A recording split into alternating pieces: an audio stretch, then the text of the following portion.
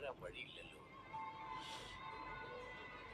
പുറത്തൊരു ചെറിയ മുറിവാണെങ്കിലും അകത്ത് നല്ല ബ്ലീഡിങ് കാണൂല്ലേ ഡോക്ടറെ? നല്ല കുടുംബത്തിൽ കഷ്ടകാലം വന്നാലേ ഇതൊക്കെ തന്നെ. അല്ലെ തളർന്നു കിടക്കുന്നവരെ താഴെ വീഴേണ്ട വല്ല കാര്യമുണ്ടോ? സമയദോഷം അല്ലാതെന്ത് പറയാനാ? ഇതാരാ? വൈഫിന്റെ ഏട്ടനാ, മൂത്ത ആള്. പേരെങ്ങനെയാ? പ്രകാശ്. മിസ്റ്റർ പ്രകാശൻ, മുത്തശ്ശി വീണത് ഭാഗ്യദോഷമല്ല, ഭാഗ്യമായിട്ട് വേണം കരുതാൻ. തളർന്നു കിടക്കുന്ന ആൾ ഒരു കാരണവശാലും താഴേക്ക് വീഴില്ലല്ലോ. ആരും എടുത്ത് താഴേക്ക് ഇട്ടതുമല്ല. അപ്പോ അതിനർത്ഥം ശരീരം പ്രതികരിച്ചു തുടങ്ങിയെന്നല്ലേ?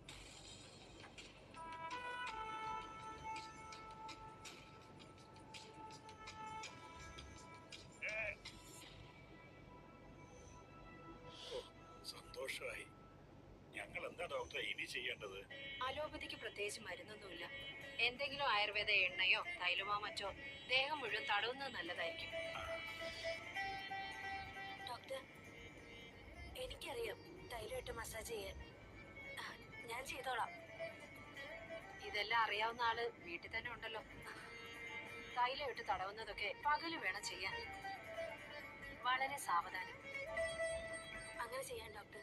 ജഗ, മുത്തശ്ശി ജീവിതത്തിലേക്ക് തിരിച്ചു വന്ന് തുടങ്ങി. ഇതൊരു ഐശ്വര്യമുള്ള ദിവസമായിട്ട് വേണം കണക്കാക്കാൻ. ഈ വീട്ടിലെ മൂത്ത ആളല്ലേ. ഒരാൾ ജീവിതത്തിലേക്ക് തിരിച്ചു വരണമെങ്കിൽ അയാൾക്ക് ജീവിക്കണമെന്ന് കൊതി തോന്നണം. ഈ സമയത്ത് പേഷ്യന്റിന് ഏറ്റവും പ്രിയപ്പെട്ട ഒരാൾ തന്നെ കൂടെ ഉണ്ടാവണം.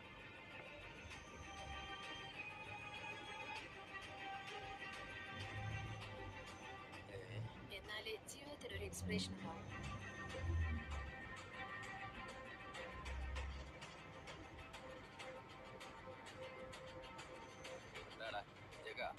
നീ കൊണ്ടുവന്ന ഡോക്ടർ ഉണ്ടല്ലോ, ബഹു പിടിക്കുക. അച്ഛമ്മ എഴുന്നേറ്റ് നടക്കുന്ന കാര്യത്തിലേ എനിക്ക് ഒരു സംശയവും. അച്ഛമ്മ ജീവിതത്തിലേക്ക് വരണമെന്ന് ഏറ്റവും കൂടുതൽ ആഗ്രഹിക്കുന്ന ആൾ അച്ഛമ്മയ്ക്ക് കൂട്ടിരിക്കണം. അതാ വേണ്ടത്. അങ്ങനെ ഒരാള് ആരാണ് അച്ഛൻ?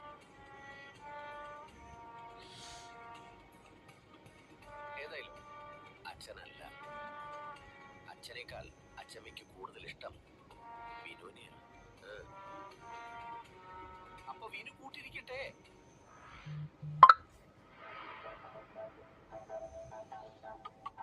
പ്രകാശേ, വിനുവിന്റെ കല്യാണം കഴിഞ്ഞ ദിവസമായിരുന്നു.